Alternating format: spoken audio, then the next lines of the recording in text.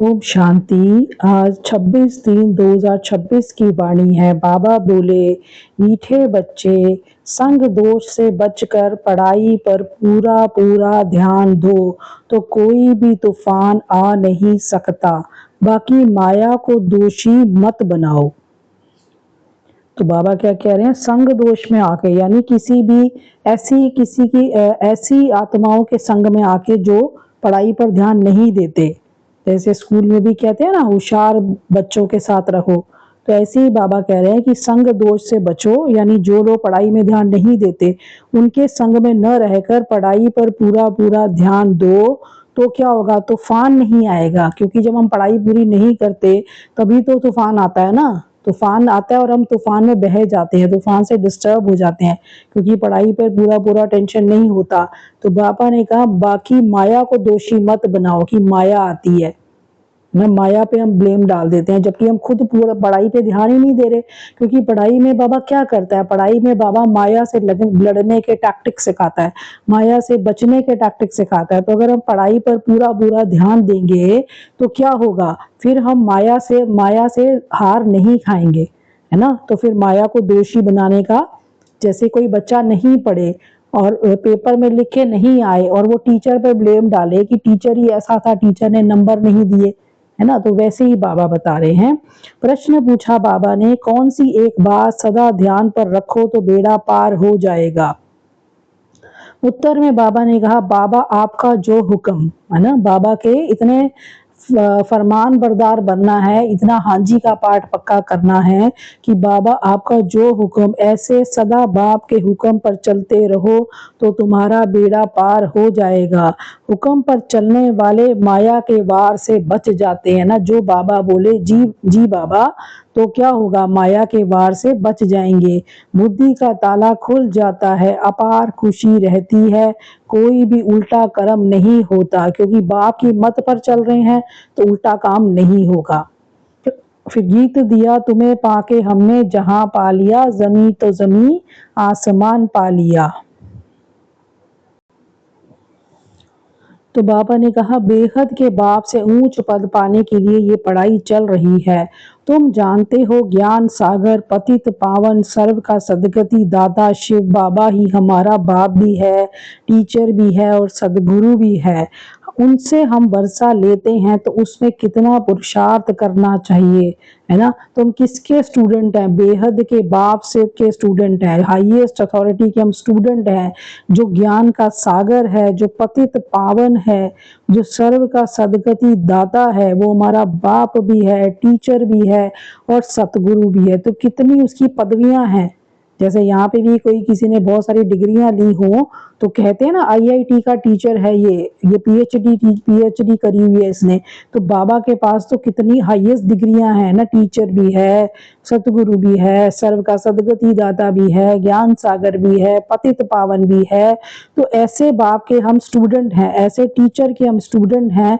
तो बाबा कहते कितना पुरुषार्थ करना चाहिए ऊंच पद पाने लिए। अज्ञान काल में भी स्कूल में पढ़ते हैं तो नंबरवार मार्क्स से पास होते हैं अपनी पढ़ाई अनुसार, है ना। तो जो हम लौकिक पढ़ाई पढ़ते हैं उसमें भी कैसे पास होते हैं, अपनी पढ़ाई अनुसार। जो जितना पढ़ता है, जितनी पढ़ाई में मेहनत करता है, उतने नंबर से पास होता है।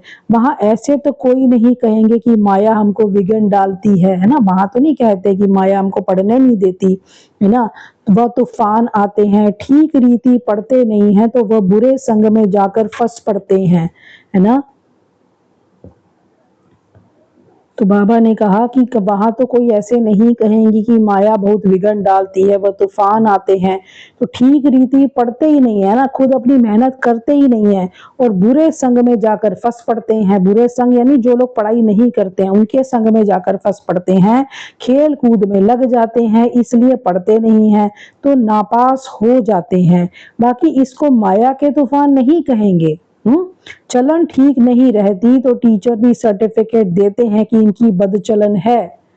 चलन ठीक कैसे नहीं है, स्कूल से मिलता ना करेक्टर सर्टिफिकेट।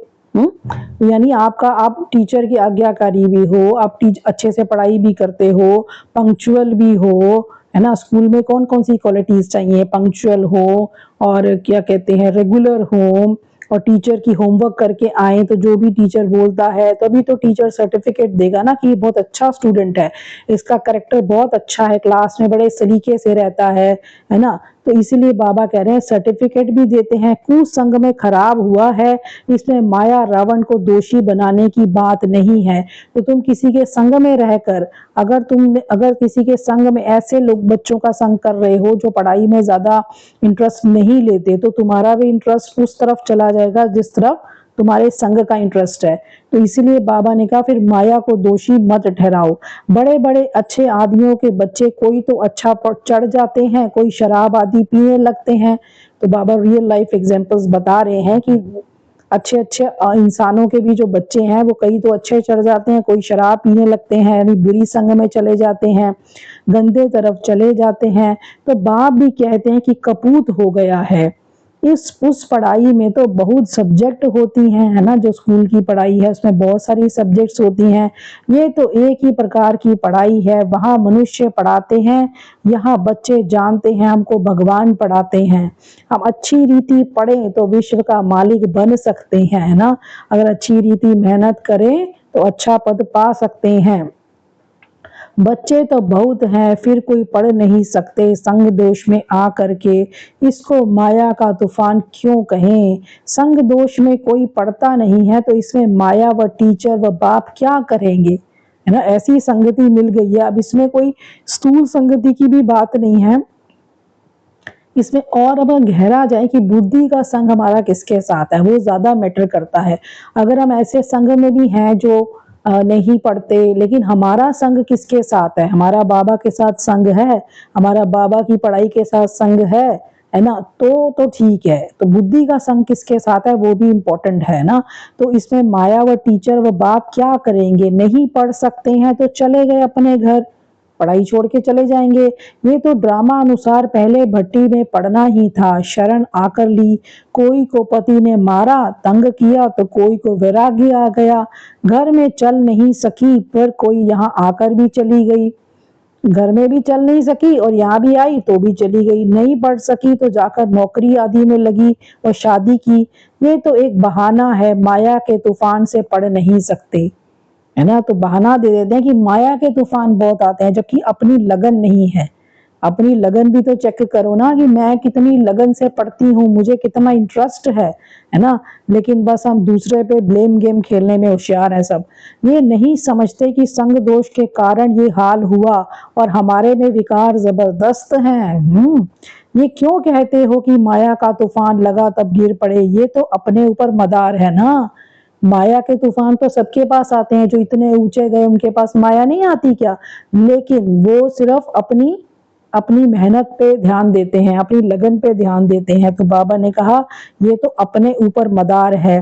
बाप टीचर सदगुरु की जो शिक्षा मिलती है उस पर चलना चाहिए। बाप के रूप में जो बाबा बताता है, टीचर के रूप में जो बताता है, सतगुरु के रूप में जो शिक्षा देता है, बाबा ने कहा उस पर चलना चाहिए। नहीं चलते हैं तो कोई खराब संग है। अगर बाबा का संग नहीं है तो किसी ना किसी का तो संग है ना, बुद्धि का संग। तो फिर बाबा ने कहा कि दुनिया का संग होगा तो दुनिया तो खराब है, खराब संग है। वह काम का नशा व देह अभिमान का नशा है। सब सेंटर्स वाले जानते हैं कि हम बेहद के बाप से विश्व की बादशाही लेने के लिए पढ़ रहे हैं। निश्चय नहीं है तो बैठे ही क्यों हैं, और भी बहुत आश्रम है। तो बाबा ने कहा जिसको यहाँ निश्चय ही नहीं है तो यहाँ पे क्या कर रहे हो बैठे हुए, चले जाओ यहाँ से। परंतु वहां तो कुछ प्राप्ति नहीं, एम ऑब्जेक्ट नहीं है, वह सब छोटे छोटे मठ पंथ टाल टालियां हैं। झाड़ वृद्धि को पाना ही है, यहाँ तो ये सारा कनेक्शन है ना। मीठे देवी झाड़ का जो होगा वह निकल आएगा। सबसे मीठे कौन होंगे, इस तो जो सतयुग के महाराजा महारानी बनते हैं वो सबसे मीठे होंगे। अभी तुम समझते हो जो पहले नंबर में आते हैं उन्होंने जरूर अच्छी पढ़ाई पढ़ी होगी। स्कूल में भी जो फर्स्ट आता है, जो मेरिट में आता है, वो पढ़ाई भी तो पढ़ता है, दिन रात मेहनत भी तो करता है, और वो तो लौकिक पढ़ाई है और ये तो सबसे ऊंची पढ़ाई है, तो कितनी मेहनत करनी पड़े। तो बाबा ने कहा उन्होंने जरूर अच्छी पढ़ाई पढ़ी होगी, वही सूर्यवंशी घराने में गए। ऐसे भी हैं गृहस्थ व्यवहार में रहते अर्पणमय जीवन है। गृहस्थ व्यवहार में ही भी रहते हैं लेकिन बाबा के प्रति बड़ा अर्पणमय है, समर्पण है बड़ा, बहुत सर्विस कर रहे हैं। फर्क है ना, बल यहाँ भी रहते हैं परंतु पढ़ा नहीं सकते तो और सर्विस में लग जाते हैं। मतलब जो सेंटर पे भी रहते हैं वो पढ़ा नहीं सकते, उनका ज्ञान में इतने अच्छे नहीं है तो दूसरी सर्विस, स्थूल सर्विस में लग जाते हैं। पिछाड़ी में थोड़ा राजाई पद पा लेंगे। देखा जाता है बाहर गृहस्थ व्यवहार में रहने वाले बहुत तीखे हो जाते हैं पढ़ने और पढ़ाने में।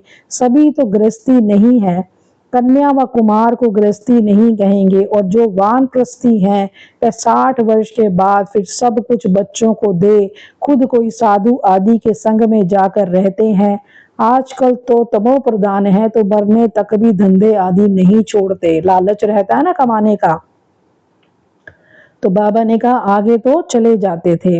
बाप ही मुक्ति जीवन मुक्ति दाता है, वह ही सबको जीवन मुक्ति, वह भी सब जीवन मुक्ति को नहीं पाते हैं ना। तो सिर्फ जो सूर्यवंशी और चंद्रवंशी हैं वो जीवन मुक्ति को पाते हैं, कोई भी मुक्ति में चले जाते हैं। अब आदि सनातन देवी देवता धर्म की स्थापना हो रही है, फिर जो जितना पुरुषार्थ करे, तो बाबा ने तो डाल दिया जितना जो पुरुषार्थ करे उनमें भी कुमारियों को अच्छा चांस है, पारलौकिक बाप की वारिस बन जाती हैं। यहाँ तो सब बच्चे बाप से वर्षा लेने के हकदार हैं। यहाँ तो बच्चियां भी वहाँ तो बच्चियों को वर्षा नहीं मिलता, लौकिक में बच्चों को लालच रहता है। बल ऐसे भी हैं जो समझते हैं कि ये भी वर्षा मिलेगा, वो भी ले लेवें, उनको क्यों छोड़ें। दोनों तरफ पढ़ते हैं, ऐसे किस्म किस्म के हैं। अभी ये तो समझते हैं अच्छा जो पढ़ता है वह ऊंच पद पा लेता है, प्रजा में बहुत साहूकार बन जाता है। यहाँ जो जितना पढ़ता है तो प्रजा में साहूकार बन जाता है। यहाँ रहने वालों को अंदर ही रहना पड़ता है। यहाँ रहने वालों को मतलब जो सेंटर पे रहते हैं उनको तो अंदर ही रहना पड़ता है, दास दासियां बन जाते हैं। फिर त्रेता के अंत में 3 4 5 जन्म करके राजाई पद मिलेगा। उनसे तो वह साहूकार अच्छे हैं जो सतयुग से लेकर उन्हों की साहूकारी कायम रहती है। गृहस्थ व्यवहार में रहकर साहूकारी पद क्यों नहीं लेना चाहिए। तो बाबा एक ऑप्शन दे रहा है कि जो गृहस्थ व्यवहार में रहते हैं वो भी अगर अर्पणमय होकर रहें और अच्छे से पढ़ाई करें तो बाबा ने कहा वो साहूकार पद को पा सकते हैं। और वो उनसे भी अच्छे हैं जो यहाँ पे समर्पित होते हैं लेकिन पुरुषार्थ नहीं करते, तो वो तो दास दासियां बनते हैं क्योंकि वो अंदर ही रहते हैं, राज्य के अंदर ही रहते हैं, बाहर नहीं जाते हैं। तो बाबा ने कहा उन्हों को साहूकारी कायम रहती है। गृहस्थ व्यवहार में रहकर साहूकारी पद पाना क्यों नहीं लेना चाहिए। कोशिश करते हैं हम राजाई पद पाएं, परंतु अगर खिसक पड़ते हैं तो प्रजा में अच्छा पद पाने का पुरुषार्थ करना चाहिए। वह भी तो ऊंच पद हुआ ना, यहाँ रहने वालों से बाहर रहने वाले बहुत ऊंचा पद पा सकते हैं। लो बाबा ने सर्टिफिकेट दे दिया। सारा मदार पुरुषार्थ पर है। तो ये कोई बात नहीं है जो सेंटर पे रहता है वो ज्यादा पुरुषार्थ करता है, जो बाहर रहता है वो नहीं करता। अपने पुरुषार्थ का सारा मदार है, पुरुषार्थ कभी छिप नहीं सकता। प्रजा में जो बड़े से बड़ा साहूकार बनेगा वह भी छिपा नहीं रहेगा। ऐसे नहीं कि बाहर वालों को कोई कम पद मिलता है। पिछाड़ी में राजाई पद पाना अच्छा व प्रजा में शुरू से लेकर ऊंच पद पाना अच्छा ना। तो बाबा कह रहे हैं शुरू से आओ, ये नहीं कि अंत में 4 जन्म आ गए और राजा बन गए, ऐसे नहीं। बाबा कहते हैं शुरू से आओ, चाहे प्रजा में आओ, साहूकार प्रजा में आओ तो वो भी अच्छा है। गृहस्थ व्यवहार में रहने वालों को इतने माया के तूफान नहीं आते हैं, यहाँ वालों को तूफान बहुत आते हैं। हिम्मत करते हैं हम शिव बाबा की शरण में बैठे हैं परंतु संग दोष में पड़ते नहीं हैं। पिछाड़ी में सब मालूम पड़ जाता है, साक्षात्कार होगा कौन क्या पद पाएगा। ये लास्ट में साक्षात्कार होगा कि कौन क्या पद पाएगा। तो नंबर वार पढ़ते हैं ना, कोई तो सेंटर्स को आपे ही चलाते हैं, कहाँ तो सेंटर चलाने वाले से भी पढ़ने वाले तीखे हो जाते हैं। तो सारा पुरुषार्थ पर है। ऐसे नहीं कि माया के तूफान आते हैं, नहीं, अपनी चलन ठीक नहीं है ना। माया के तूफान तो सबके पास आते हैं, लेकिन बाबा ने कहा अपनी चलन पे तो ध्यान दो, श्रीमत पर नहीं चलते हैं। लौकिक में भी ऐसा होता है, टीचर व माँ बाप की मत पर नहीं चलते। तुम तो ऐसे बाप के बच्चे बने हो जिनको कोई बाप ही नहीं, सबसे हाईएस्ट अथॉरिटी के बच्चे बने हैं। वहां तो बाहर में बहुत जाना पड़ता है, कई बच्चे संग दोष में फंस पड़ते हैं।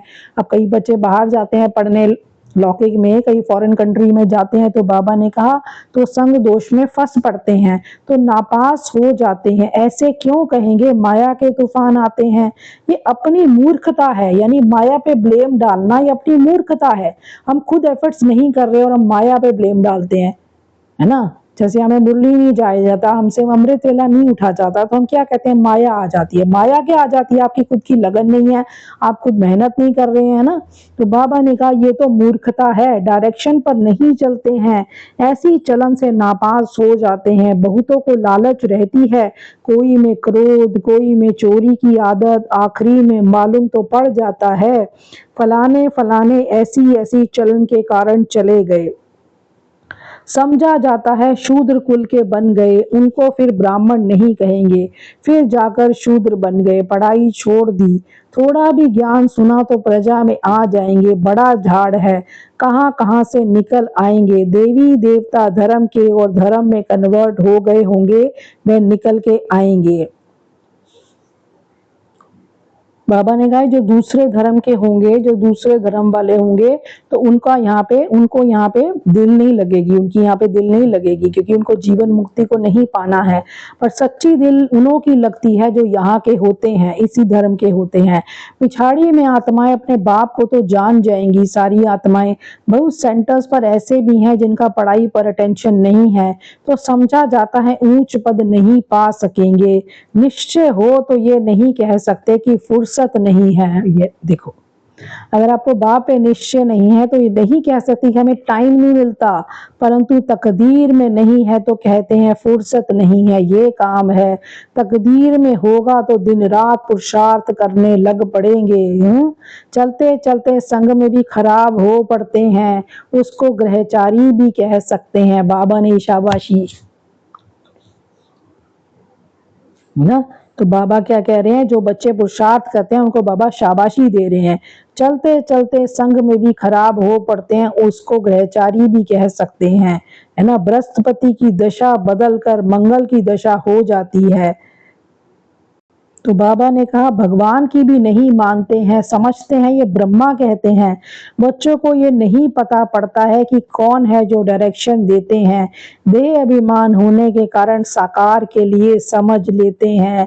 देही अभिमानी हो तो समझें कि शिव बाबा जो भी कहते हैं वे हमें करना है, रिस्पॉन्सिबिलिटी शिव बाबा पर है। शिव बाबा की मत पर तो चलना चाहिए ना। देह अभिमान में आने से शिव बाबा को भूल जाते हैं, फिर शिव बाबा रिस्पॉन्सिबल नहीं रह सकता। तो बाबा कितनी बड़ी बात कह रहे हैं। बाबा कहते हैं जो भी निमित्त आत्मा है, या जो ब्रह्मा बाबा थे, जब वो कोई भी डायरेक्शन देते हैं तो बच्चे समझते हैं ये डायरेक्शन दे रहे हैं, है ना, कि मैं इनकी क्यों मानूं, है ना। लेकिन बाबा कहते हैं वो जो डायरेक्शन देते हैं वो मैं डायरेक्शन देता हूँ, ये समझो कि भगवान की तरफ से डायरेक्शन है। तो बाबा ने कहा अगर देही अभिमानी होंगे तो समझेंगे कि शिव बाबा जो हमें कहते हैं वो हमें करना है, और जो देह अभिमान में होंगे वो साकार को ही समझ लेंगे। लेकिन बाबा ने कहा जो शिव बाबा की आज्ञा को मानकर करेंगे उनके लिए रिस्पॉन्सिबल शिव बाबा होगा, और शिव बाबा की मत पर तो चलना चाहिए ना। देह अभिमान आने से शिव बाबा को भूल जाते हैं, फिर भी शिव बाबा रिस्पॉन्सिबल नहीं है। उनका ऑर्डर तो सिर पर धारण करना चाहिए, परंतु समझते नहीं कि कौन समझाते हैं। सो भी और तो कोई ऑर्डर नहीं करते, सिर्फ बाप कहते हैं मैं तुमको श्रीमत देता हूँ, एक तो मुझे याद करो और जो ज्ञान मैं सुनाता हूँ मैं धारण करो और कराओ, बस यही धंधा करो। अच्छा बाबा जो हुक्म। राजाओं के आगे जो रहते हैं वे ऐसे कहते हैं जो हुक्म। ये शिव बाबा का हुक्म है, घड़ी घड़ी कहना चाहिए जो हुक्म शिव बाबा, जो हुक्म शिव बाबा, तो तुमको खुशी भी रहेगी। समझेंगे शिव बाबा हुक्म देते हैं, याद रहेगी शिव बाबा की तो बुद्धि का ताला खुल जाएगा। शिव बाबा कहते हैं ये प्रैक्टिस पड़ जानी चाहिए तो बेड़ा पार हो जाए। कौन सी प्रैक्टिस? कि जो हुक्म शिव बाबा। परंतु यही डिफिकल्टी है, घड़ी घड़ी भूल जाते हैं। ऐसे क्यों कहना चाहिए कि माया बुलाती है, हम भूल जाते हैं, इसलिए उल्टे काम होते रहते हैं। तो बहुत बच्चियां हैं, ज्ञान तो बहुत अच्छा देती हैं, परंतु योग नहीं, जिससे विक्रम विनाश हो। ऐसे बहुत अच्छे अच्छे बच्चे हैं, योग बिल्कुल नहीं है। चलन से समझा जाता है योग में नहीं रहते हैं, फिर पाप रह जाते हैं जो भोगने पड़ते हैं। इस पे तूफान की तो बात ही नहीं। समझो ये मेरी भूल है, मैं श्रीमत पर चलता नहीं हूँ। यहाँ तुम आए हो राजयोग सीखने, प्रजा योग नहीं सिखाया जाता। तो बाबा ने कहा माँ बाप तो पढ़ाते हैं ना, पढ़ाते रहते हैं, समझाते हैं ऐसे नहीं करो ये करो।